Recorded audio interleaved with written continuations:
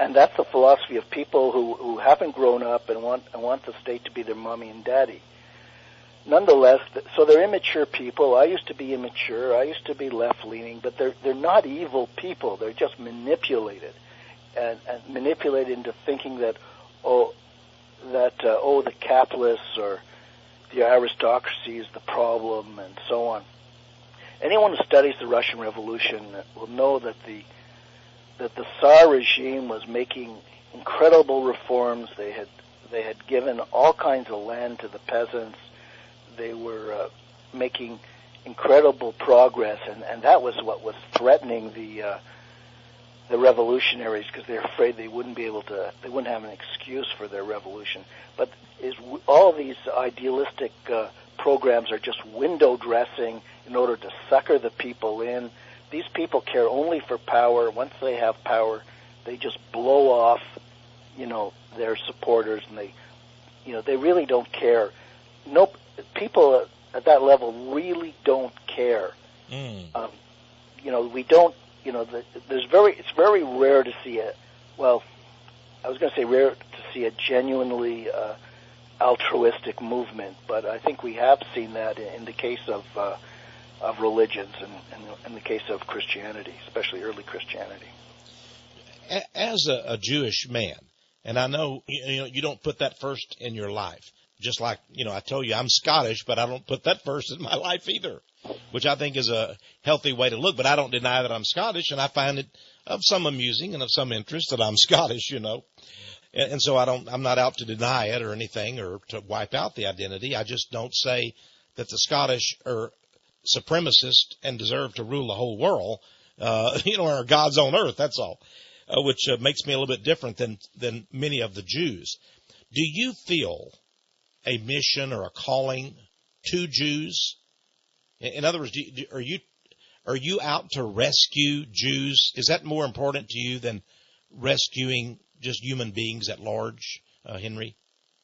Big question there. I was just, curious. Yeah, it's it's kind of inseparable. I would love for Jews to herald to my writings, to receive my writings, and to actually be touched by them. But unfortunately, people tend to subscribe to ideologies and beliefs that benefit them materially and offer them, social acceptance. So, in other words, the inherent truth is really a minor factor in what views people accept. Do you follow me? Oh yes, I do. So people. It's the old expression of what side of my toast is buttered on. They don't really. That's the world we live in. They really don't care what's true. They only care what will give them social advancement and material security. And that's been my experience. With Jews and even and of course and to non-Jews, people. It's only people who are really moved by the spirit of truth who come to these to my writings and writings like yours. It's people who care about security and social acceptance. They avoid us like the plague. I don't have to tell you that text. Oh, they do, and that's true of Gentiles and Jews. You and I both know that. It is a human nature, and even Jesus says only the few will enter therein at the gate, and accept that truth. So we always know that's the minority. But I was just wondering, if you felt it as sort of a calling or a mission. Now, to me, I would like, to save as many Jews as I can. I sort of feel that way. But the interesting thing is, on the other hand, probably Dr. Henry Macko would be called a racist, a bigot, and a very evil anti-Semite by many Jews. Ironically, because of this. Well, I am, in fact, the subject of a complaint to the Human Rights Commission by the Canadian Jewish Congress, and I am going to have to appear in front of a government tribunal to defend my writings, and in all likelihood, regardless of what I say, I'm going to be condemned for promoting racism, which I'm not doing, but they use that as an excuse to suppress the truth that I am helping to expose. Isn't that fascinating?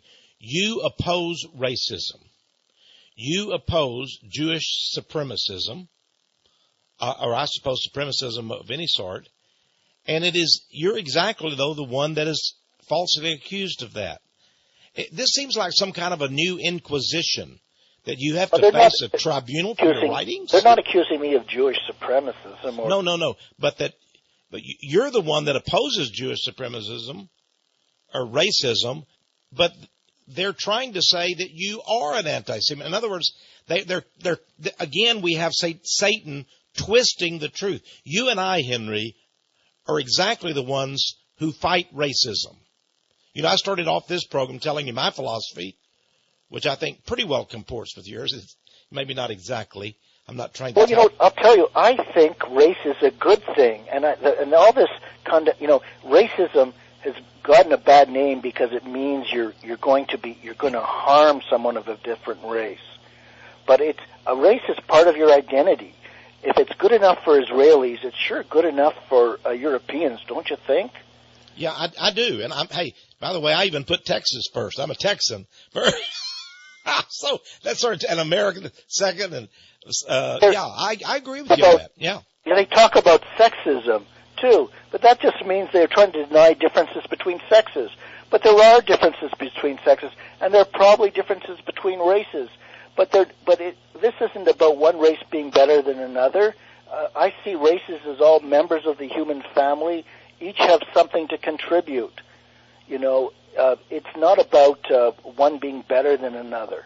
But what your book does, though, is expose a plot by a select, self-selected group of Jews in alliance with certain evil Gentiles who are, in fact, racist. They are racist. They are Jewish supremacists. You oppose them in your book, but isn't it ironic that you are the one that have the false accusations leveled at you? Yeah, but it's, the accusations are always false because it's just an all-purpose, anti-Semitism is an all-purpose way of shutting people up. The devil, I don't have to tell you this text, but the devil, he proceeds first by deceiving and then by seducing, right? Mm-hmm. And that's the world we live in. First, people are lied to, and then they're bought off. And so it's not just it's the Illuminati, it's these higher up people who are acting as the agents of the devil and running the world in this fashion by deceiving and seducing. But it's all the rest of it's the large portion of mankind that allows itself to be seduced and deceived. I mean, what is their responsibility? Well, they have and the Bible talks about those who are willingly ignorant, which you always seems like a oxymoron, but it does say that they are willingly ignorant of these events. Let's go to something that we've only got a few more minutes, but is a very thorny issue. The protocols of Zion. Henry Ford said that these are an accurate picture of what is actually occurring, whoever wrote them. You talk quite a bit in your book, Illuminati, about the protocols of Zion. Do you see these protocols, this agenda, actually taking place today? Well, yes, I do. But more importantly, in my book, I show and argue why they're not a forgery. I explain why they're not a forgery, and I basically present them as genuine, 100% genuine. And therefore, it's absolutely essential that people who want to understand our world read them carefully, study them, read them over and over again. That is the blueprint. It was never meant to get out. When it did get out, they had to say, oh, it's a forgery and you're a terrible anti-Semite. The Protocols of Zion aren't anti-Semitic. They're basically a plot by a tiny little group of Masonic Jews who are related to the bankers. all Jews aren't responsible for what a tiny secret society does. True. Are they? No more than all Italians are responsible for what the mafia does. Mm-hmm. So why should Jews take responsibility for the protocols, and why should Jews try to help suppress them? That just incriminates them. Jews have to do what I am doing, which is saying, yeah, it's true, and we want nothing to do with it. It's evil. It's not an anti-Semitic document. It's a satanic document that's anti-human. Oh, that is really important. Boy, it's a satanic document. It's not an anti-Semitic. You know, we only have about 1 minute or so left here, Dr. Mako. It seems to me, if we could get your book, Illuminati, the Cult That Hijacked the World, in the hands of millions of people, we could change this world. But it seems dubious. We're going to get as many as we can. The question I want to ask you in the very short time that we have left here, 1 minute or so, is there no light here? In other words, are we destined to be ruled over by these so-called God men, the Illuminati, who are turning the natural world on its end and promoting Satan and his agenda? Is there hope for us? Well, there are places where I could look for hope, and I think there are causes for hope. One is the fact that I can publish my book and you can help me distribute it. That's a helpful sign that people who want information can get it. That's hopeful. The fact that the internet is still relatively free, I think, is another very helpful, very, very hopeful sign, and we have to make sure that it remains free. And finally, I think we have to take some solace from the fact that I think events are going to unfold more slowly than we expect. We tend to have a kind of apocalyptic view of things.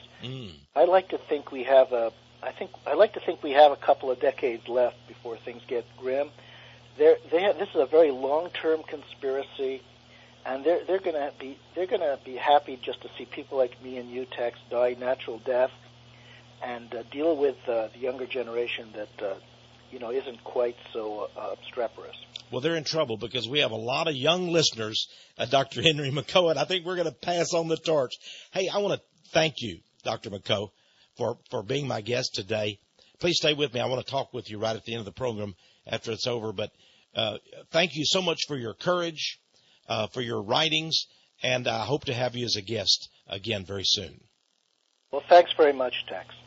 Well, this is Tex Mars. My guest has been Dr. Henry Mako, author of Illuminati, the Cult That Hijacked the World. Hey, there is hope. The Bible gives a lot of hope.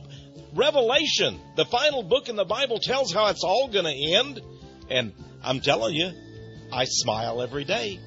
This is Tex Mars, praying that you'll tune in each week during the same time and discover the power of prophecy.